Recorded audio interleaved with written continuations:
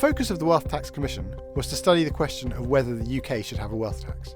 The reason for maybe doing it is clearly those people who had a lot of wealth were somewhat more protected in the crisis relative to people who didn't have lots of assets. If we're thinking about raising more money from wealth on a regular basis, is there a better way that includes thinking about a tax on the stock of wealth, starting at a high threshold, maybe something like £10 million?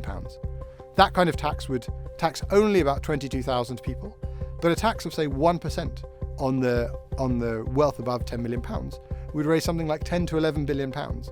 Because at the moment we tax very heavily people for working. People who are, those nurses who are going to work are going there and paying income tax of 20% or 40% or, for some of the high paid doctors, 45%. And they're paying national insurance on top of that. National insurance contributions for most people are 12 pence. That conclusion that there are only three taxes that matter in the UK, that you can only raise money from income tax, national insurance and VAT, that I think is just not really tenable. We showed that there is a lot of money in wealth. If we want to think about building back better, think about working out how to pay for some of those things that we want as a society, one of the answers is to do a better job of taxing wealth. It's hard to maintain the idea that there isn't money that could be raised from taxing wealth better if that's something we chose to do.